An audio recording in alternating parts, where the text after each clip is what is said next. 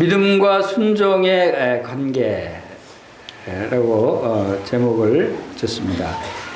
지난 시간에 믿음이란 무엇인가에 대해서 상고해 보면서 믿음의 정의와 믿음의 내용에 대해서 살펴봤습니다. 그래서 오늘 이어서 믿음과 행함, 그리고 믿음의 열매, 믿음의 결과에 대해서 함께 상고해 보겠습니다. 그 행함이라고 하는 것은 다른 말로 표현하면 우리가 실질적으로 순종하는 것을 의미하는 것이죠. 지난 학생연합 집회 때 그 어떤 학생이 상담 신청을 했습니다. 그래서 그 학생과 한 1시간 정도 상담을 했는데 그 학생이 상담 신청한 그 제목이 뭐냐면 예수 믿고 구원을 받았는데 말씀에 순종해서 복음을 전하고 싶은데 왜 나는 복음을 전하지 못하죠? 복음을 전하고 싶은 마음은 있는데 행동이 따르지 않는 거야. 하나님 말씀을 보면 분명히 복음을 전해야 되는데 그래서 복음을 전할 용기가 없어서 복음을 전하지 못하고 있는데 그게 왜 그렇습니까? 원인이 뭡니까? 어떻게 하면 그 문제를 해결하고 내가 복음을 친구들한테도 가족들한테도 복음을 전할 수 있습니까? 라고 하는 문제를 상담하고자 요청을 했었어요. 바로 오늘 이 믿음과 순종의 관계, 이 말씀이 바로 그 부분에 대해서 또 하나님께서 주시는 말씀이다라고 생각이 됩니다. 우리가 지난번에 살펴봤지만 사람들의 그 질문이 세 가지 정도 있을 수 있죠. 구원받지 못한 사람은 어떻게 하여 구원을 받습니까? 그리고 구원받은 사람은 이제 어떻게 하면 하나님을 기쁘시게 해드릴 수 있습니까? 어떻게 하면 순종하는 삶을 살아서 하나님을 기쁘시게 해드릴 수 있습니까? 라는 질문을 합니다. 그리고 또 어떤 성도들은 어떻게 살아가야 합니까? 라고 하는 질문을 하죠. 여기에 대한 질문들이 답이 다 뭐였죠? 바로 믿음이었습니다. 구원받지 못하신 분은 어떻게 구원을 받느냐 하면 주 예수를 믿으라 그리하면 너와 내 집이 구원을 받으리라고 하셨듯이 믿음이 있어야 구원을 받는 것이죠. 하나님을 기쁘시게 해드리려면 어떻게 해야 된다고요? 믿음이 없이는 하나님을 기쁘시게 할 수 없다는 거예요. 어떻게 살아가야 됩니까? 라고 하는 이 질문에 대해서도 하나님 말씀은 뭐라고 말씀하십니까? 잠시 잠깐 오면 오실 리가 오실리니 지체하지 아니하시리라. 나의 의인은 믿음으로 말미암아 살리라. 구원받은 성도들이 어떻게 살아야 합니까? 믿음으로 살아야 되는 거예요. 이것이 모든 사람들에게 필요한 그러한 하나님의 말씀의 해답이다라고 하는 것을 우리가 알 수가 있습니다. 자, 우리가 어떤 믿음을 가져야 합니까?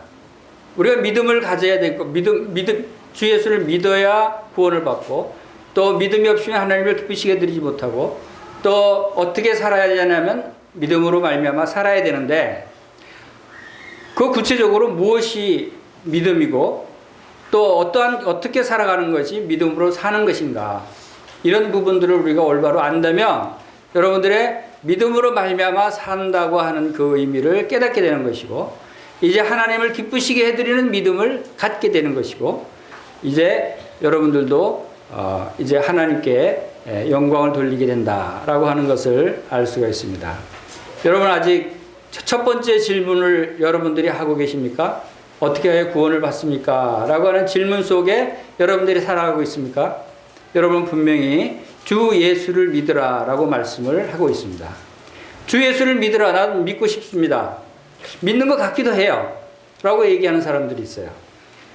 그럼 주 예수를 믿으라는 것이 무엇을 믿으라는 건가? 그 믿음의 내용이 뭔가? 누구를 믿어야 되는가? 하는 것을 분명히 확실하게 우리가 깨닫고 있어야 한다고 생각이 됩니다. 여러분 이 지구에 살고 있습니다. 이 지구가 공중에 빙빙 돌고 떠다니고 있는 거 아십니까? 여러분 그거 믿어요? 우리가 살고 있는 지구가 공중으로 휙휙 돌아다니고 있어요. 우리가 느끼지 못하지만 그건 사실이에요. 그걸 믿어야 되는 거예요. 그러니까 지금은 이제 과학이 발달해서 이제 그런 사실들을 많이 믿고 있죠. 자, 우리가 이 지구에 살고 있는 것을 반기문 유엔 사무총장이 작년에 이런 얘기를 했어요. 인생은 펜션 여행과 같다. 펜션에 놀러 가는 2, 3일간 펜션에 놀러 갈 때 짐을 몽땅 다 가져가는 거 아니죠? 간단한 세면도구만 챙겨서 갑니다. 가서 2, 3일 동안 펜션에 있는 것을 다 누리고 즐기고 놀고 하다가 돌아올 때 그 집을 통째로 들고 옵니까? 그냥 간 대로 빈손으로 다시 오는 거예요. 그냥 놔두고. 이와 마찬가지로 우리 인생도 이 지구의 펜션 여행 온 거와 마찬가지다. 단지 기간이 2, 3일이 아니고 한 70년, 내지는 80년, 요즘 100세 시대라고 그러죠. 한 100년 살다가 가는 거예요. 영원히 사는 게 아니에요. 그런데 많은 사람들이 착각 속에 살고 있어요. 여러분들도 혹시 그런 착각 속에 살고 있지 않은가 몰라요? 내가 지금 영원히 이 세상에 살 것처럼. 믿는 그리스도인들조차도 이 죽음의 문제, 우리가 떠나가야 된다는 사실을 깨닫지 못하고 살아가는 사람들이 많이 있어요. 이것이 믿음이 없는 모습들이죠. 모든 사람들이 다 출구가 있어요. 가야 할 그것이 바로 죽음을 통해서 이 지구를 떠나야 돼요. 떠나야 될 그 출구가 하나밖에 없다 하는 사실을 사람들이 아직 깨닫지 못하고 있다. 그 출구는 어디입니까? 성경에는 그 출구는 바로 불못, 지옥. 죄인들이 가야 할 출구는 한 가지밖에 없다는 것이에요. 모든 사람이 다 죄를 범하였기 때문에. 이러한 사실들을 우리가 깨닫지 않고 있다면 여러분들은 불행해지는 것입니다. 그러나 이 불못 사망뿐만 아니라 저 하늘에는 하늘나라가 있고 하나님의 나라가 있다고 하는 사실을 또 우리가 믿어야 되는 것이에요. 여러분 보이지 않다고 믿을 수 없다고 얘기하는 사람들이 있어요. 하나님의 나라가 분명히 있다고 성경은 말씀하고 있는 것입니다. 그리고 그곳에는 이 세상에서 죄인으로 태어난 모든 죄인들은 그곳에 갈 수 없다. 죄인 출입 금지다 라고 하나님이 말씀하셨어요. 그것이 바로 모든 사람이 죄를 범하였기 때문에 하나님의 영광에 이르지 못한다고 기록되어 있듯이 이러한 사실들을 사람들이 믿어야 하는 것입니다. 여러분들이 믿어야 하는 것입니다. 그러면 이러한 운명, 이제 지옥 불못으로 떨어질 수밖에 없는 운명에 놓인 여러분들이 어떻게 구원을 받습니까? 라고 하는 질문을 할 수밖에 없죠. 그것이 바로 이제 이러한 예수 그리스도께서 하늘나라로 갈 수 있는 길을 놓아주시기 위해서 이 세상에 오신 분이시다. 예수 그리스도라고 하면은 예수님은 구원할 자라는 뜻이고 또 그리스도는 하나님이 보내신 자라고는 뜻입니다. 예수 그리스도 그 이름의 뜻이 바로 하나님이 우리를 영원한 불못 사망에 떨어질 수밖에 없는 우리를 구원해서 천국 하나님의 나라로 가게 하시기 위해서 이 땅에 보내신 분이 예수 그리스도라는 분이에요. 그분이 오셔서 뭐라고 말씀하셨습니까? 요한복음 14장 6절 한번 같이 읽어보겠습니다. 시작. 예수께서 이르시되 내가 곧 길이요 진리요 생명이니 나로 말미암지 않고는 아버지께로 올 자가 없느니라. 놀라운 말씀이죠. 예수님을 통하지 않고는 하늘나라로 갈 수가 없는 거예요. 하나님 아버지께로 갈 수가 없다고 분명하게 선언을 하셨습니다. 그래서 구원받는 유일한 길은 바로 주 예수를 믿으라는 거예요. 하나님이 보내신 이분을 믿으라는 것이고 바로 이분을 통해서 하나님께서 하나님의 그 놀라우신 사랑을 나타내 보이셨다 하는 것을 요한복음 3장 16절에 말씀하고 있습니다. 하나님이 세상을 이처럼 사랑하사 독생자를 주셨으니 이는 그를 믿는 자마다 멸망하지 않고 영생을 얻게 하려 하심이라. 하나님께서는 여러분들을 사랑하시기 때문에 여러분을 사랑하시는 그 사랑이 바로 독생자 예수 그리스도를 십자가에 죽게 하시고 바로 여러분들을 구원하셨다 하는 사실을 말씀하고 있는 것입니다. 그리고 이제 그 예수님이 이제 십자가에서 못 박히시고 고난받으시고 죽으신 것은 우리는 다 양 같아서 그릇 행하여 각기 제 길로 갔지만 여호와께서 우리의 모든 죄악을 그 예수 그리스도께 담당시키셨다라고 하는 사실을 여러분들이 믿어야 하는 것입니다. 여러분의 모든 죄가 다 예수 그리스도의 십자가와 함께 다 이제 지옥에 던져졌다는 거예요. 심판을 받았다는 것입니다. 이 예수 그리스도를 믿으면 여러분들이 구원을 받는다고 하는 것이 바로 하나님의 은혜의 복음이라고 하는 사실을 여러분들이 믿으시길 바랍니다. 그래서 이 십자가가 바로 영원한 지옥으로 떨어질 수밖에 없는 사람들을 이제 하나님의 나라로 갈 수 있는 길이 되어주신 거예요. 이 십자가의 길을 통해서 여러분들도 하나님 나라로 갈 수 있다라고 하는 것을 여기서 말씀하고 있는 것입니다. 그래서 이 십자가의 길은 바로 하나님이 주신 길이다라고 하는 사실을 여러분들이 보시기 바랍니다. 자, 여러분 이 그림은 지옥이 보입니까? 보이지 않습니까? 지옥이 가려졌어요. 여러분 죄로 말미암아 지옥으로 갈 수밖에 없는 여러분들을 이제 하나님께서 다시는 너희 죄를 기억하지 않겠다라고 말씀을 하셨어요. 그리고 결코 정죄함이 없다라고 로마서 8장 1절에 말씀하셨어요.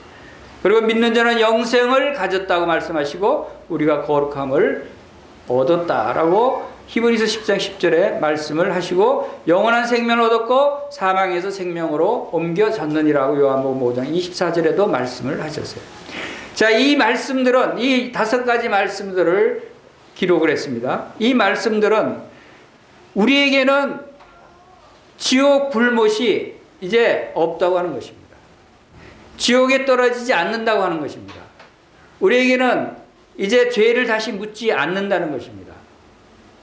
다시 하나님이 기억하지 않겠다는 것은 하나님께서 다 지워버리셨다는 거예요. 여러분의 모든 죄를 다 지워버리셨다는 거예요. 여러분이 예수님을 믿으면, 예수님을 믿고 여러분들이 하나님께로 나오면 여러분들의 모든 죄가 다 이제 사함받고 용서받았다는 거예요. 그것이 십자가에서 이루어 놓으신 예수 그리스도의 놀라운 구속 사역이에요. 그런데 그것을 여러분들이 안 믿으니까 하나님 또 무슨 조치를 취하셨는지 아세요? 이렇게 해도 안 믿어요. 우리가 참 믿음이 없이 연약한 자인 줄 하나님께서 잘 아시고 도장을 꽝 찍었어요. 그리고 보증인을 세우셨어요. 사람이 얼마나 그 사람을 믿지 못하는지, 말씀을 믿지 못하는지. 여러분, 이 세상에서 가장 사람을 잘 안 믿는 데가 어딘 줄 아세요? 절대로 사람 말을 안 믿어요. 은행에 가서 저 돈 좀 빌려주세요 라고 말해보세요. 돈 빌려주는 은행이 있어요, 없어요? 절대로 안 빌려줘요. 저 꼭 갚을게요. 저 믿어주세요. 하루 종일 무릎 꿇고 사정을 해보세요. 빌려주나. 왜요? 사람은 믿을 게 못 되니까. 그래서 은행이 뭘 요구하죠?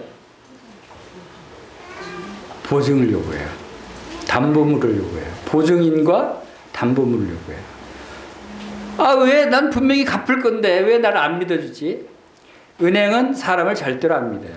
그래서 담보물과 보증인을 세우면 빌려줘요. 그러한 사람이 절대로 믿을 수 없는 사람이고 또 사람 스스로도 다른 사람을 잘 안 믿어요. 하나님께서 그런 인간의 연약함을 아시고 보증인을 세우셨어요. 담보물을 주셨어요. 그게 뭐예요? 여러분 속에 담보물 대신 보증인이 여러분 안에 있어요. 성령님이에요.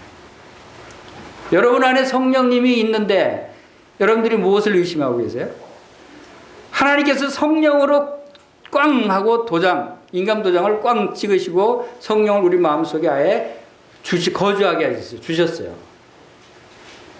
이러한 믿음을 잘 갖지 못하니까 하나님께서 이렇게 자상하시고 친절하셔요. 우리를 위해서 우리 연약함을 아시고 이해하시고 그럼에도 불구하고 하나님은 또 보증인을 더 세우셨어요. 누구요? 예수 그리스도. 예수 그리스도가 보증인이 되셨어요. 그리고 또 하나님 자신이 보증인이 되신다 그랬어요. 얼마나 완벽하게 우리를 믿을 수 있도록 완벽한 조치를 취하셨어요? 그런데도 여러분들이 안 믿으세요? 바로 믿음을 이토록 분명한 믿음을 갖도록 하나님께서 조치를 취해 주셨다. 그리고 에베소서 1장 3절에서 14절 말씀에는 성령님 우리에게 보증해 주신 내용들에 대해서 말씀을 나타내 보이신 것들이 나타납니다. 그것이 뭔가 한번 살펴보도록 하겠습니다. 하늘의 모든 신령한 복을 주셨다라고 말씀하셨어요. 그것을 성령님이 보증하셨다는 거예요. 그리고 거룩하고 흠이 없게 온전히 용서함 받은 깨끗한 사람이 되었다라고 말씀하시고, 이제 예수 그리스도로 말미암아 이제 하나님의 자녀가 되었다. 하나님의 자녀라고 놀라운 권세와 신분을 주셨다고 하는 사실을 보증하셨어요. 그리고 은혜의 영광을 거저 주셨다. 여러분들이 구원받는데 무슨 값을 치르는 것이 아무것도 없잖아요. 바로 은혜로 거저 주시는 구원이다 라고 하는 것과 예수 그리스도의 피로 죄 사함을 받았다 라고 하는 사실과 바로 이제 하늘의 기업을 받았다고 하는 사실, 이러한 사실들을 성경에 상세하게 보증 내용들을 기록해 주셨어요. 여러분 성경 말씀을 읽어보시기 바랍니다. 성경 말씀에 하나님께서는 우리를 보증하신 내용들이, 조항들이 상세하게 기록이 되어 있어요. 여러분들이 은행에서 대출 받을 때 또 누가 계약할 때 그 조항들을 다 쓰죠. 그보다도 더 상세하게 분명하고 확실하게 여러분들에게 성경책이 주어졌어요. 이것이 하나님의 계약서예요. 신약과 오래된 약속과 구약과 신약, 새로운 약속, 바로 계약서라는 뜻이에요. 이 계약서가 여러분들에 있고 보증인이 있다면 여러분들은 믿을 만하지 않겠어요? 여러분 이제 이러한 믿음을 갖게 되시길 바랍니다. 믿을 신자가 바로 사람이 하나님의 말씀을 마음속에 받아들여서 하나가 되는, 결합되는 것이 믿음이다 라고 말씀을 드렸습니다. 여러분의 이 말씀을 여러분의 심령 가운데 하나로 합쳐져야 되는 것입니다. 그래서 그들과 같이 우리도 복음 전함을 받은 자이나 들은 바 그 말씀이 그들에게 유익하지 못한 것은 들은 자가 믿음과 결부시키지 아니함이라. 이 결부시키다는 말씀은 믿음과 화합지 아니함이라. 믿음과 결합시키지 않았기 때문이다 라고 다른 성경에 번역을 해놨어요. 바로 하나님의 말씀과 내가 하나로 결합이 될 때 그것은 내 마음속에서 그 말씀이 말과 행동으로 나타나게 된다 하는 것이죠. 마치 음식을 먹으면 그 음식이 우리의 피와 살이 돼서 나의 모든 행동의 에너지 근원이 되듯이, 이러한 믿음이 바로 우리의 행위와 순종으로 나타난다라고 하는 것을 말씀하고 있는 것입니다. 바로 이 믿음의 대상이 누구라 그랬죠? 주 예수를 믿으라고 말씀을 드렸어요. 바로 요한복음 11장에서도 예수께서 이르시되 나는 부활이요 생명이니 나를 믿는 자는 죽어도 살겠고, 여러분이 예수님을 믿으면 여러분 죽는다고 할지라도 살아있는 사람이라는 거예요. 그리고 살아서 믿는 사람은 영원히 죽지 않는다. 놀라운 말씀이죠. 여러분 살아서 믿으셨잖아요. 지금 여러분 예수님 믿죠? 여러분 영원히 죽지 않아요. 여러분 절대로 죽을 사람들이 아니에요. 다만 잠시 잠자는 분이지. 그리고 다시 부활한다는 것이죠. 이르되 주여 그러하되 주는 그리스도이시되 세상에 오시는 하나님의 아들이신 줄을 내가 믿나이다 라고 여러분들이 고백할 수 있어야 됩니다. 이러한 고백이 있으면 여러분은 구원받은 것입니다. 여러분의 구원이 이루어지는 것입니다. 여러분이 이 예수, 이분을 믿는 것이에요. 바로 이분이 여러분을 위해서 십자가에 죽으신 분이라는 사실을 여러분들이 믿는다면 여러분들은 이제 하늘의 소망을 갖게 되는 것이다 하는 것을 우리가 알 수가 있습니다. 이제 예수 그리스도를 믿을 때 여러분들이 이제 고린도후서 13장 5절 한번 함께 읽어보겠습니다. 시작. 너희가 믿음에 있는가 너희 자신을 시험하고 너희 자신을 확증하라. 예수 그리스도께서 너희 안에 계신 줄을 너희가 스스로 알지 못하느냐. 그렇지 않으면 너희가 버린 자니라. 자, 여러분 이제 할 일이 있습니다. 여러분이 믿음에 있는지 여러분 자신을 시험해 보시라는 거예요. 여러분 다 믿음에 있습니까? 네. 그 상담 요청한 그 학생은 바로 이러한 부분에서 문제가 있었어요. 자신이 믿음에 있는가를 다시 점검해야 될 처지에 있었어요. 정말 믿음에 있다면 여러분들이 복음을 전할 수 있어요. 그러면 담대해질 수 있어요. 주 예수 그리스도를 믿으면 여러분들이 그 안에, 여러분 안에 성령님이 거하시고 성령님께서 여러분들을 인도하셔서 여러분을 담대하게 복음을 전할 수 있게 하신다는 사실을 여러분들이 깨달아야 되는 거예요. 여러분, 사랑하는 대상이 있어요. 그 사랑하는 대상은, 여러분이 그 대상을 사랑하게 되면 어떤 마음이 들죠? 그 사람하고 같이 있고 싶죠? 그 사람과 대화를 하고 싶죠? 또 그 사람에게 뭔가를 주고 싶죠? 나는 없어도 그 사람에게 자꾸 뭔가 나눠주고. 여러분, 자녀들 사랑하니까 자녀들에게 내가 없어도 자꾸 나눠주듯이 사랑하기 때문에. 여러분, 예수님을 사랑하십니까? 하나님을 사랑하십니까? 여러분, 예수님을 믿고 사랑하신다면 여러분 그분과 함께 있고 싶지 않아요? 여러분, 그분을 믿는 형제 자매들과 함께 있고 싶지 않아요? 형제 자매들을 도와주고 싶지 않아요? 사랑하고 싶지 않아요? 이런 부분들이 여러분 마음속에 있느냐 없느냐를 한번 여러분들이 생각해 보시면 여러분이 믿음에 있느냐 없느냐를 알 수 있어요. 만약에 그런 마음이 없다. 나 예수님 믿는다고 하면서도 교회 나가기 싫고 예배드리기 싫고 성도 형제 자매님들을 보기가 싫고 같이 있고 싶지 않고 이러면 여러분의 믿음에 문제가 있는 것이에요. 바로 하나님의 말씀을 순종하느냐 순종하지 않느냐는 바로 그러한 부분에서 나타나는 것이다 하는 것입니다. 자, 우리가 그래서 이제 이러한 믿음이 있다면 믿음과 순종의 관계, 내가 행동으로 난 마음에 믿는데 왜 행동으로 나타나지 않는가 하는 부분에 대해서 한번 살펴보겠습니다. 믿음은 하나님이 어떤 분이신지 그리고 그분이 하신 일을 내 마음속에 인정하는 것이고, 우리는 하나님으로 말미암아 의롭게 되는 것이고 우리는 행함으로 의롭게 되는 것입니다. 자, 이 말씀을 오해하지 마시고 잘 새겨 들으시기 바랍니다. 다음에 이어 행위는 우리의 믿음이 진실하다는 외적인 증거예요. 그래서 어떤 사람들은 행위를 많이 강조합니다. 그런데 강조하는 것이 틀린 것이 아닙니다. 그러나 그 행함을 강조하되 행함의 근본, 근원과 원인을 분명하게 이야기해 줘야 되는 거예요. 그냥 행함만 강조해서는 안 되는 것입니다. 그 부분에 대해서 우리가 좀 살펴보면 우리가 의롭게 되는 것이 무엇으로 의롭게 됩니까? 믿음으로 의롭게 됩니까? 행함으로 의롭게 됩니까? 여러분, 하나님의 은혜로도 의롭게 돼요. 그렇죠? 우리 로마서 3장 24절 한번 읽어보겠습니다. 시작. 예수 그리스도 안에 있는 속량으로 말미암아 하나님의 은혜로 값없이 의롭다 하심을 얻은 자 되었습니다. 여러분, 무엇으로 의롭게 된다고요? 하나님의 은혜로 의롭게 되는 거예요. 그리고 또 이런 말씀이 있어요. 로마서 3장 28절 읽어보겠습니다. 시작.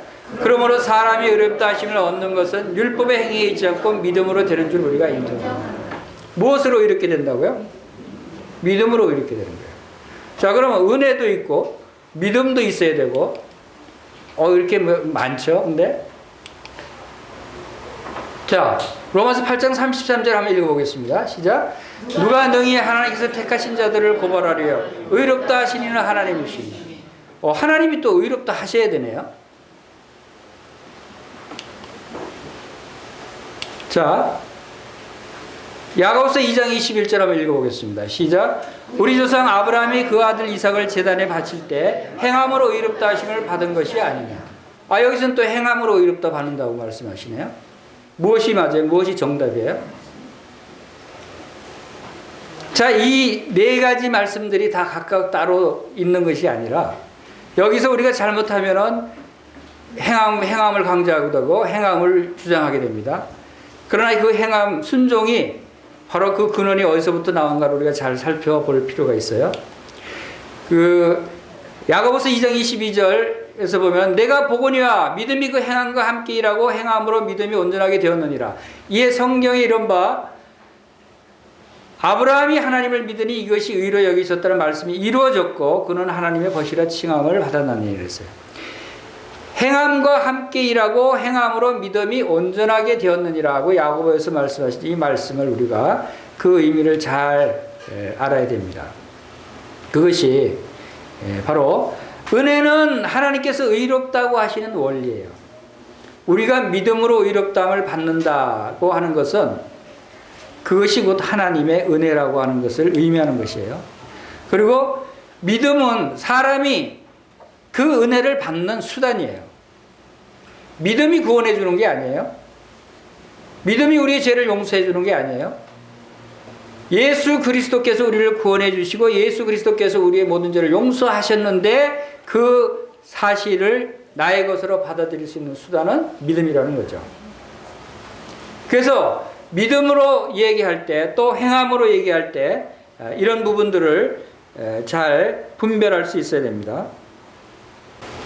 그리고 십자가의 보혈은 구주께서 치러 놓으신 죄의 대가예요.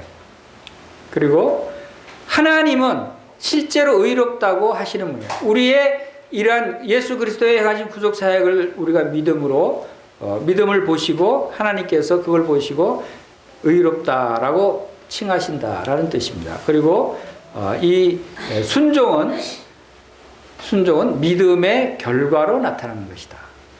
이렇게 해서 이 네 가지가 다 하나로 연결이 되고 다 같은 의미다 하는 것입니다. 그래서 여기서 순종만이 강조해서도 안 되고 또 믿음만이 강조해서도 안 된다라고 하는 사실을 우리가 알 수가 있죠. 바로 야고보서 2장 14절에도 내 형제들아 만일 사람이 믿음이 있노라 하고 행함이 없으면 무슨 유익이 있으리요 그 믿음이 능히 자기를 구원하겠느냐라고 하는 말씀이 있죠. 믿음이 있다고 말하는 자가 믿음의 행위는 하나도 없는 경우에는 무익하다는 거예요. 나는 예수님을 믿는다고 하면서도 실제로는 말이나 행동에 있어서는 전혀 나타나 보이는 것이 없다 하는 것은 그 믿음이 아무 유익이 없다. 선한 행위가 따르지 않는 믿음은 구원에 무익하다. 구원에 아무 도움이 되지 않는다. 그것은 말뿐인 믿음은 무가치하다 하는 것이 야고보서의 말씀이에요. 그리고 어떤 사람이 말하기를 넌 믿음이 있고 나는 행함이 있으니 행함이 없는 내 믿음을 내게 보이라. 나는 행함으로 내 믿음을 내게 보이리라. 행함과 믿음을 분리할 수 없다고 하는 것입니다. 귀신들도 믿고 떠오느니라 그래요. 귀신들도 하나님을 믿어요. 귀신들도 예수 그리스도를 믿어요. 예수 그리스도가 하나님의 아들인 걸 알아요. 그런데 그들은 행함이 그분께 순종하지 않고 그들의 행위는 전혀 믿음의 행위를 나타내지 못하고 있다. 행함이 없는 믿음이 헛것이다 하는 말씀이 바로 그런 의미죠. 아브라함의 예를 야고보서에서 말씀하고 있습니다. 아브라함이 이삭을 제단에 바치라는 하나님의 말씀에 순종했어요. 만약에 아브라함이 하나님을 믿는다고 그 전에 말씀하셨는데 그 믿음을 가진 그리고 하나님께로부터 의롭다함을 얻은 하나님의 의롭다고 여기신 그 아브라함이 이삭을 바치라는 말씀을 하셨을 때 순종하지 않았다면 이삭을 바치지 않았다면 만약 어떻게 됐을까요? 그것은 아브라함의 믿음은 헛된 믿음이었다는 거예요.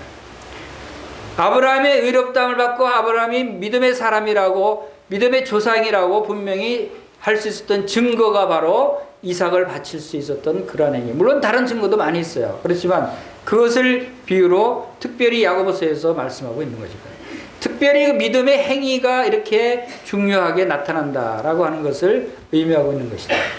자, 이러한 믿음의 행위가 이러한 순종이 어디서부터 나와야 하느냐? 이 행위와 믿음과의 관계에 대해서 우리가 좀 더 살펴보겠습니다. 이 순종의 근거가 바로 어디로부터 와야 되는가 하는 것을 우리가 알아야 합니다. 우리 요한복음 15장 4절 한번 읽어보겠습니다. 시작. 내 안에 거하라 나도 너희 안에 거하리라. 가지가 포도나무에 붙어있지 아니하면 스스로 열매를 맺는 같이 너희도 내 안에 있지 아니하면 그러하리라. 나는 포도나무에 너희는 가지라. 그가 내 안에 내가 그 안에 거하면 사람이 열매를 많이 맺나니 나를 떠나서는 너희가 아무것도 할 수 없습니다. 여기 포도나무 그림이 있습니다. 포도가 아주 탐스러운 포도가 열려 있어요. 이 포도가 어디서부터 열렸습니까? 가지로부터 열렸어요. 근데 이 가지가 따로 떨어져서 스스로 열매를 맺을 수 없다는 것입니다. 가지는 바로 그 포도나무에 붙어 있을 때 거기서 물 수분과 영양분을 받아서 포도나무를 열리게 한다라고 하는 것입니다. 바로 포도나무를 예수님께 비유를 했어요. 바로 우리의 믿음의 열매는 바로 이러한 현상과 같이 바로 예수 그리스도와 나와 하나로 연합되어 있을 때, 붙어 있을 때 우리의 행위와 순종의 결과가 나타날 수 있다. 예수 그리스도와 붙어 있지 않고 내 스스로 복음을 열심히 전하라고 그랬구나, 열심히 전해야지 하고 스스로 결정해서 하면은 그것은 하나님이 보시는 열매가 아니다라는 거예요. 그것은 자기의 열매지 하나님으로부터 나오는 것이 아니다 하는 것입니다. 그래서 믿음은 내가 그리스도와 함께 붙어 있고 내가 그리스도로 사는 것이고 내가 그리스도로 말하는 것이고 내가 그리스도로 모든 것을 할 수 있다라고 하는 믿음을 갖는 거예요. 그리스도와 믿음은 분리될 수 없는 것이다. 내 안에 사시는 분이 그리스도고 그분이 바로 성령님으로 내 안에 오신 분이시다. 그래서 그 예수 그리스도가 사시는 내가 바로 나의 본래의 정체성을 가진 나다라고 하는 사실을 우리가 믿어야 하는 것입니다. 자, 이러한 말씀에서 열매의 근원이 우리 안에 계시는 그리스도라고 말씀했었는데 실제로 갈라디아서 2장 20절에 또 분명하게 말씀하시는 부분이 한번 읽어보겠습니다. 시작. 내가 그리스도와 함께 십자가에 못 박혔나니 그런즉 이제는 내가 사는 것이 아니요 오직 내 안에 그리스도께서 사시는 것이라. 이제 내가 육체 가운데 사는 것은 나를 사랑하사 나를 위하여 자기 자신을 버리신 하나님의 아들을 믿는 믿음 안에 사는 것이다. 내 안에 그리스도께서 사신다라고 하는 의미는 뭐냐면 내 안에 지금 그리스도는 지금 어디 계세요? 그리스도는 하늘로 승천해서 올라가셨어요. 예수님은 십자가에 죽으시고 부활하셔서 이제 많은 사람 보는 가운데 하늘로 올라가셨어요. 그런데 내 안에 그리스도께서 사신대요. 그것은 무슨 의미예요? 성령이 계시는데 왜 그리스도께서 사신다고 그러죠? 여기 성부와 성자와 성령이 삼위일체 하나님을 우리가 믿지 아니하면 이 말씀을 이해할 수 없는 거예요. 내 안에 계시는 것 분은 분명히 성령님이라고 했어요. 그렇죠? 예수님은 분명히 하나님 보좌 우편에 계셔요. 하늘에. 그런데 이 말씀은 그리스도께서 내 안에 사신다 그랬어요. 이 말씀이 틀린 것이 아니라 바로 이 삼위일체 하나님을 우리가 믿고 이해하지 아니하면 이 말씀을 받아들이기 어려워요. 그렇죠?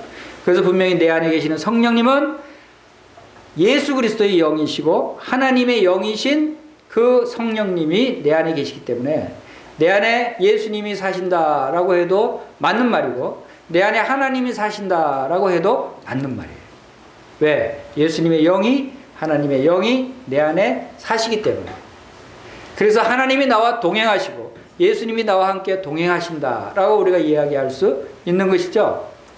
그래서 우리가 이 성령이 말하게 하심을 따라 말하고 성령님이 행하게 하시는 대로 행하고 성령님이 또 순종하게 하시는 대로 우리가 순종하는 것이 합당하다 하는 것입니다.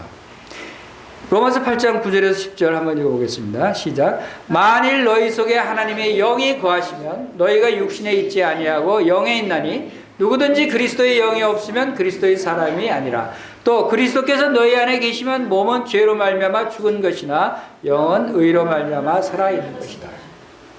바로 우리는 영으로 말미암아 그리스도의 영 성령으로 말미암아 이제 살아난 자들이다.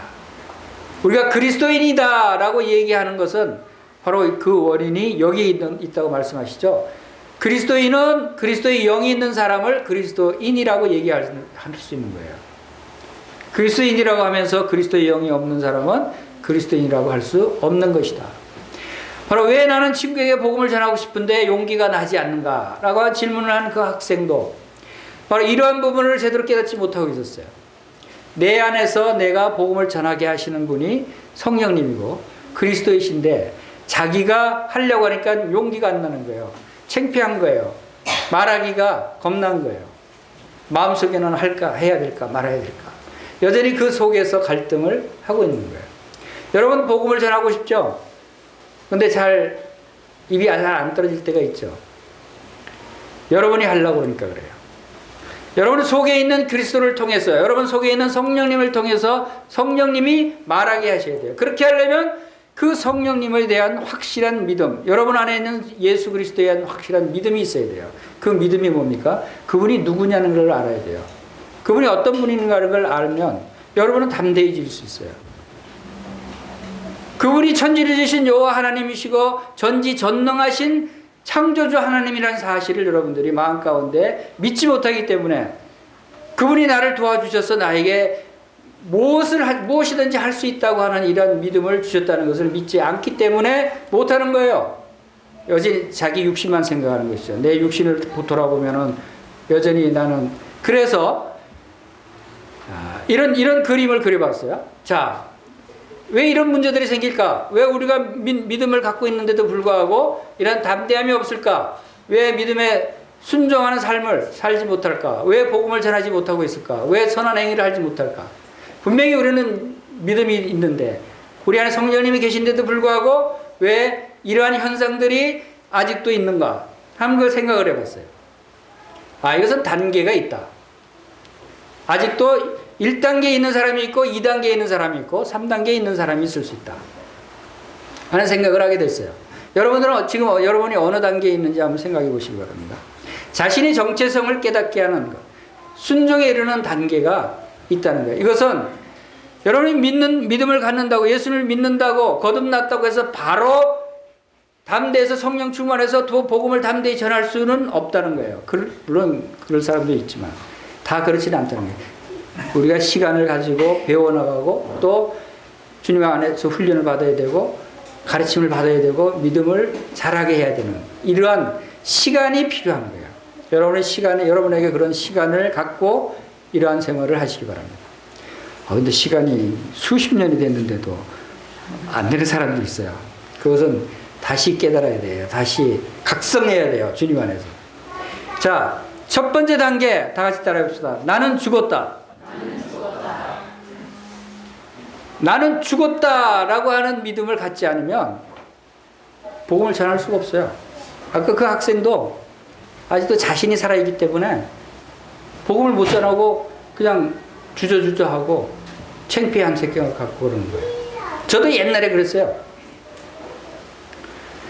내가 죽었다는 사실을 분명히 성경은 분명히 말씀해요. 로마서 6장 6절 한번 읽어보겠습니다. 시작. 우리가 알거니와 우리 옛사람이 예수와 함께 십자가에 못 박힌 것은 죄의 몸이 죽어 다시는 우리가 죄에게 종로로 타지 아니하려 하는 거예요. 그래서 뭐라고 하죠? 우리 옛사람이 어떻게 됐다고요? 십자가에 못 박혔다는 건 뭐라고 얘기합니까? 죽었다는 거죠. 예수님이 죽은 것 같이 우리도 죽었다는 거예요. 여기는 우리 옛사람이 예수님을 닮아가야 된다 이런 게 표현하지 않았어요? 우리 옛사람이 점점 이제 자라가야 된다 이렇게 말씀하지 않았어요. 개선돼야 된다 이렇게 말씀하지 않았어요. 뭐라고 그랬어요? 죽어야 된다. 십자가에 못 박혀야 된다. 즉 없어져야 된다는 거예요.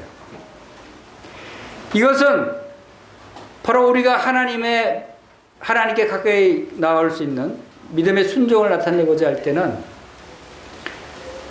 세상과의 분리를 우리가 생각해야 돼요. 구별돼야 된다는 거예요. 구약 성경에 많은 믿음의 선진들에 대해서 얘기 나올 때 그들을 통해서 우리가 배울 수 있는 것은 분리라는 거예요. 구별됐다는 거예요. 분리됐다는 거예요. 아브라함이 믿음의 모습을 나타내는 것은 고향 친척을 버리고 떠나온 거예요. 고향 친척 그동안 살던 것들 다 분리하고 구별돼서 떠나왔다라는 데 의미가 있는 거예요. 그게 믿음의 사람의 모습이에요. 노아는 어땠습니까? 노아 같은 믿음의 사람들은 이 세상과 어떻게 분리됐어요? 방주를 지어서 이제 이 세상 심판을 당할 때 구별돼서 건짐을 받았죠. 죄악에 가득 찬 이 세상과 완전히 구별된 방주 안에 있었어요. 모세는 어떻게 했어요? 모세도 그가 하나님을 믿었을 때 그런 애굽의 모든 부귀영화를 버리고 광야로 갈 수밖에 없었어요. 애굽과 구별되고 분리된 모습이 바로 이 믿음의 모습이었어요. 구약에는 이렇게 실질적으로 현실적으로 구별됐지만 신약에서 말씀하시고 있는 것은 그렇다고 여러분들 이 세상과 구별해서 저 산속으로 들어가라. 그것이 아니에요. 신약은 영적인 의미에서 우리 속사람을 얘기하는 거예요. 우리 속사람이 바로 옛사람, 세상에 해당되는 옛사람과 이제 영으로 새로 거듭남을 받은 새사람이 있어요. 이 옛사람과 새사람이 구별돼야 되는데 어떻게 구별할 수 있어요? 같이 살면서 너 좀 잠잠해. 내가 좀 더 나갈게. 이렇게 해서는 안 되는 거예요. 그냥 확 죽여버려야 된다는 거예요. 옛사람을 죽이라는 거예요. 그것이 구약의 이 세상에서 구별된 것과 오늘날 신약에서는 우리 속사람이 우리 속에 있는 옛사람 자아를 죽여야 한다는 것을 나타내고 있다 하는 것이죠. 우리 갈라디아서 2장 20절 아까 읽은 말씀에서도 바로 우리 이러한 부분들을 살펴볼 수 있습니다. 이제 내가 산 것이 아니다 라고 말씀하십니다. 내가 살지 않았으면 내가 죽었어요? 자, 우리가 분명히 깨달아야 할 점이 하나 있습니다. 여기서 그런즉 이제는 내가 사는 것이 아니요 하면 나는 그러면 죽었다는 것이죠. 그리고 오직 내 안에 그리스도께서 사시는 것이다 라고 했어요. 내 안에 그리스도께서 사신다고. 그리고 내가 육체 가운데 사는 것은 그랬어요. 내가 어디에 산다고요? 육체 가운데 산다. 그러면 이 육체는 나예요, 아니에요? 육체는 내가 아니라는 거예요. 자, 여기 이 몸이 왜 나가 아니야 이렇게 얘기하는 사람이 있지만 그런 의미가 아니고 여기 성경에서 말하는 나라는 존재는 영의 존재를 말하는 거예요. 속사람의 존재. 이 육체는 내 속사람, 나의 본성이, 나의 존재가 잠시 머물다가 떠날 임시 거처다라고 하는 것입니다. 우리가 그렇게 해석하지 않으면 우리가 여전히 이 육체를 위해서 살아갈 수밖에 없어요. 왜 육체는 나가 아니다. 잠시 내가 머물다 가는 이 세상의 집이다. 장막집이다. 그래서 고린도후서에는 그 장막집이라고 표현을 하죠. 장막, 텐트집, 텐트와 같다. 곧 날가 없어질 것이다. 자, 우리가 중요한 것은 나라고 하는 존재가 누구냐는 거예요. 옛사람이냐 새사람이냐, 육체냐 내 속사람이냐. 이 부분을 우리가 분명히 깨닫고 있으면 우리의 믿음의 순종의 행위가 우리가 나타날 수 있다 하는 것입니다. 그래서 이 구별된 삶, 그리고 여기 보면은 이제 내가 육체 가운데 사는 것은 이제라고 하는 단어를 썼어요. 그게 무슨 뜻이에요? 이제라고 하는 표현을 한 것은 전에라고 하는 것이 있다는 거죠. 과거가 있었다는 거예요. 과거에는 이랬는데 이제는 이렇다는 거죠. 그러니까 과거와 지금과 구별되라는 거예요. 달라져야 된다는 거예요. 근데 그 구별되고 달라지는 것이 뭐라고요? 십자가에 못 박히라는 거예요. 과거는. 죽으라는 거예요. 그래서 사도 바울도 난 날마다 죽노라. 죽은 자는 창피해요, 안 해요? 죽은 시체가 창피함을 느껴요? 죽은 시체가 욕한다고 기분 나빠요? 시체가 갑자기 왜 날 욕해하고 일어나요? 그렇지 않잖아요. 죽은 시체는 아무 감각이 없어요. 우리가 어떤 어려움을 당해도, 어떤 비난을 받아도, 어떤 모욕을 당해도, 어떤 억울한 일을 당할지라도 내 옛사람은 반응하지 말아야 돼요. 옛 습성은 버려야 되는 거예요. 이제는 새로운 성품을 가진 새 사람의 모습이 이제 반응한다면 주님은 어떻게 반응하라 그랬어요? 욕한다고 같이 욕하라 그랬어요? 잠잠하게 참으라 그랬어요. 용서하라 그랬어요. 원수도 사랑하라 그랬어요. 이것이 새 사람의 성품이에요. 자, 두 번째 단계 한번 볼까요, 우리? 이제 나의 옛사람은 이제 죽었다라고 하는 그런 믿음을 우리가 갖는 것이 필요해요. 이것이 없으면 그 두 번째 단계에서는 성공할 수가 없어요. 자, 두 번째 단계 다시 따라해 보겠습니다. 나는 살았다. 아까는 죽었다 그랬죠. 죽은 건 옛사람이에요. 살았다는 것은 누구죠? 새 사람이에요. 자, 새 사람. 이제 여러분은 새 사람이에요? 옛사람이에요? 예, 이제 분명하게 알겠죠.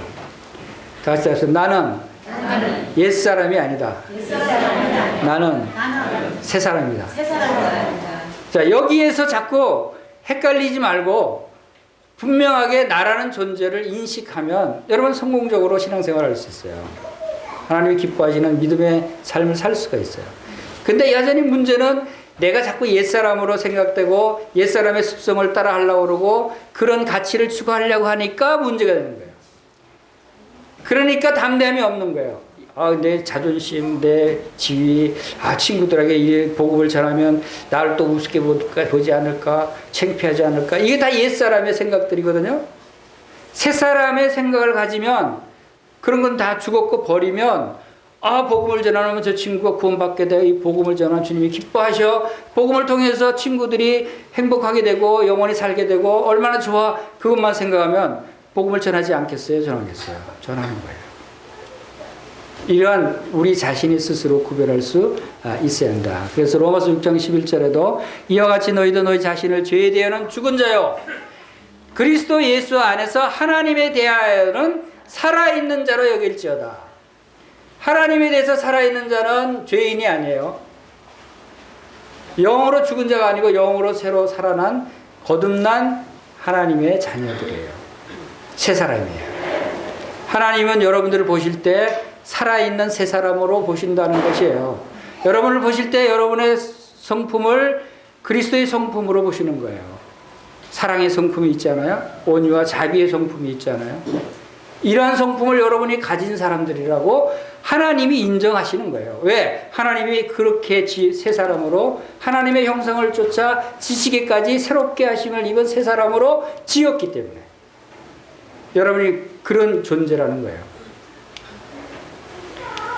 자, 이제 그렇게 내가 살아있다, 새 사람이라는 존재를 분명하게 인식하고 있다면 세 번째 단계를 따라갈 수가 있는 거예요. 이제 따라해 봅시다. 성령을 따라 행하라. 여러분 이제 성령을 따라 행하는 것이 이제 가능해지는 거예요. 내가 새 사람이고 나는 이제 성령의 영의 사람이다라고 하는 믿음이 여러분 속에 있다면 성령을 쫓아가지 않겠어요? 여러분의 생명이 바로 성령으로부터 온 것인데 내가 이르노니 너희는 성령을 따라 행하라. 그리하면 육체의 욕심을 이루지 아니하리라. 그리하면 자, 여기서 우리가 좀 하나 주님의 그 지혜를 배울 수가 있다고 생각이 됩니다. 여기서는 두 가지 성령을 따라 행하고 육체의 욕심을 이루는 것 두 가지 중인데 어떤 것을 먼저 하라고 그랬어요? 성령을 따라 행하라. 그리고 그렇게 하면 결과로 육체의 욕심을 이루지 않는다 그랬어요. 근데 우리는 어떻게 주로 하냐면 우선 육체의 욕심을 이루지 않게 해서 육체를 자꾸 안 하려고 뭘 하지 말아야지. 이러면 안 돼. 안 돼. 내가 왜 이렇게 죄를 짓지? 하고 육체를 생각하고 육체의 욕심을 자꾸 안 하려고 해요. 그런데 여기서는 그렇게 하지 말라는 거예요. 그거는 자동적으로 해결된다. 왜? 뭐를 하면? 성령을 따라 행하면, 그렇게 하면 자동적으로 육체의 욕심은 없어진다는 거예요. 그러니까 물론 두 가지 다 방법론에 있어서 할 수 있어요. 그렇지만 어떤 것이 더 능력 있는 방법인가? 성령의 능력이 더 크지 않겠어요? 육체를 이기려고 그러면 여러분 이길 수 없어요. 여러분 육신은 계속해서 여러분을 발목을 잡아요. 여러분을 정지하려고 그러고. 그러면 계속 육신에 쫓아갈 수밖에 없어요. 그런데 그걸 다 그냥 잊어버려요. 육체의 생각을 버려요. 성령만 생각해요. 성령을 쫓아가고 성령으로 나는 살았다. 나는 성령을 쫓아가는 사람이다. 나는 성령의 성품을 가진 사람이다 하고 성령을 향해서 내 마음을 그 성령님을 쫓아 행하면 육체의 욕심은 자연히 생각나지 않게 되고 따라가지 않게 된다. 이것이 하나님의 지혜인 것 같아요. 더 힘센 자를 쫓아가야죠. 성령이 더 얼마나 더 능력이 있어요. 그렇죠? 그럴 때 이제 우리는 마지막 단계로 완전한 성화에 이르를 때 우리는 정없고 흠없는 부끄러움 없는 자로 주님 앞에 설 수 있게 된다. 이것은 곧 빌립보서 3장 20절 한번 읽어보겠습니다. 시작. 그러나 우리의 시민권은 하늘에 있는지라 거기로부터 구원하는 자 곧 주 예수 그리스도를 기다리노니 그는 만물을 자기에게 복종하게 하실 수 있는 자의 역사로 우리의 낮은 몸을 자기 영광의 몸의 형체와 같이 변하게 하시리라. 이 4단계는 이 땅에서 이루어질 수 없는 단계야. 주님 오실 때 우리가 주님의 모습과 같이 우리 육의 몸이 육 속에 내가 여기 육에 잠시 머문다 그랬잖아요. 나의 존재가 이 몸을 떠나서 영의 몸으로 부활될 때 그때는 완전한 성화의 모습으로 변화된다 하는 것입니다. 부활 때 나타나는 것이 이 4단계입니다. 이 세상에서 우리는 완전해질 수 없어요. 왜? 여전히 이 옛사람 육신을 완전히 죽이지 못하기 때문에 여전히 존재하고 있어요. 그러나 우리가 얼마만큼 육을 잊어버리고 성령의 지배를 받는 삶을 사느냐에 따라서 우리가 성공적인 그런 믿음의 삶을 살 수 있느냐 하는 것을 알게 되는 것입니다. 자, 이제 마지막으로 고린도전서 2장 1절에서 5절 한번 읽어보겠습니다. 시작. 형제들아, 내가 너에게 나아가 하나님의 증거를 전할 때 말과 지혜의 아름다운 것으로 아니하였나니 내가 너희 중에서 예수 그리스도와 그가 십자가에 못 박히신 것 외에는 아무것도 알지 아니하기로 작정하였습니다. 내가 너희 가운데 거할 때 약하고 두려워하고 심히 떨었노라. 내 말과 내 전도함이 설득력 있는 지혜의 말로 하지 아니하고 다만 성령의 나타나심과 능력으로 하여 너희 믿음이 사람의 지혜에 있지 아니하고 다만 하나님의 능력에 있게 하려 하였노라. 자, 우리의 말과 지혜에 있는 것이 아니다 라고 하는 것입니다. 이 모든 것이 다 성령의 나타나심과 성령의 능력으로 우리가 복음을 전할 수 있어야 하는 것입니다. 사도 바울도 이 비밀을 깨달았어요. 그래서 사도 바울도 그가 아무것도 알지 않겠다, 다 버리겠다, 다 잊어버리겠다. 이 사도 바울이 이 세상에 얼마나 많은 것을, 많은 지식을 갖고 얼마나 진짜 학교도 많이 다니고 얼마나 높은 지위에 있고 이 세상에 정말 내노라는 사람이었는가 하는 것은 여러분 잘 아실 거예요. 그러한 사도 바울의 이 세상의 배경을 다 버릴 수 있다 하는 것은 오직 두 가지, 예수 그리스도 그분과 그분의 십자가에 못 박히신 것 두 가지만 알기로 했다. 그것이 가장 가치 있는 일이다. 그것이 내가 믿음 생활을 하기 위해서 하나님을 기쁘시게 하는데 가장 필요한 것은 이 두 가지다 하는 것을 고백하는 것이죠. 그도 처음에는 약하고 두려워하고 심히 떨고 그랬어요. 그러나 내 말과 내 전담의 설득력 있는 지혜의 말로 하지 아니하고 그가 육신으로 배운 그러한 그 성경 박사였어요. 사도 바울이 율법주의자고 바리새인이었고 얼마나 성경을 많이 알아요.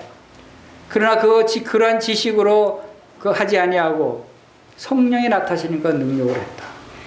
여러분도 복음을 전하실 때 여러분의 지식으로, 여러분의 육신의 능력으로, 육신의 배경으로 하려고 하지 마세요.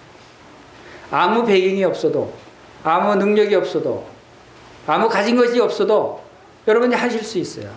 무엇으로? 오직 여러분 속에 성령님이 계시다. 내가 예수 그리스도 그분과 그분이 십자가에서 나의 모든 죄를 다 용서하신 이 사실만 내가 있으면 다른 건 아무것도 필요 없다. 이 사실 여러분들이 있지 않아요? 여러분도 있죠? 네. 여러분께 예수님이 있잖아요. 여러분 예수님이 십자가의 보혈을 다 용서해 주신 사실 믿잖아요. 네. 그러면 됐잖아요. 사도 바울도 그것만 알고 있다 그랬는데 여러분도 사도 바울과 같은 놀라운 복음 전도의 능력을 가질 수 있다는 거예요. 사도 바울은 뭐 다른 조건을 가진 거 아무것도 없어요. 여러분, 그리고 사도 바울이 뭐가 있어요? 성령님이 있다고 했어요. 여러분, 성령님이 있어요. 사도 바울이 갖고 있는 세 가지 조건을 여러분도 다 가지고 있어요. 예수님이 있죠. 십자가의 보혈이 있죠. 성령님이 있죠. 그 세 가지가 바로 하나님의 능력으로 나타난다. 그래서 저도 이 말씀을 믿어요. 저도 하나님께서 복음을 전하게 하시는 거예요. 저도 하나님께서 다른 것은 아무것도 없지만 예수님이 저에게 있고 예수 그리스도의 십자가의 보혈이 저에게 있고 성령님이 저에게 있기 때문에 바로 저에게 저 안에 계시는 성령님이 하나님의 능력으로 이 복음을 전하게 하고 하나님의 일을 하게 하신다고 저는 믿기 때문에 순종하고 있는 거예요. 여러분들도 다 그렇게 하실 수 있잖아요. 이 말씀이 저에게만 주신 것이 아니라 모든 여러분에게 다 주신 말씀 아니에요? 이것이 바로 말씀을 받아들여서 믿어서 내 속에서 내 속사람과 결합을 해서 내 모든 생각과 신경과 말과 행동으로 이 믿음이 나타나게 하는, 그것이 바로 믿음으로 순종하는 것이다. 그것이 바로 진정한 믿음이다라고 생각이 됩니다. 다 같이 기도하겠습니다.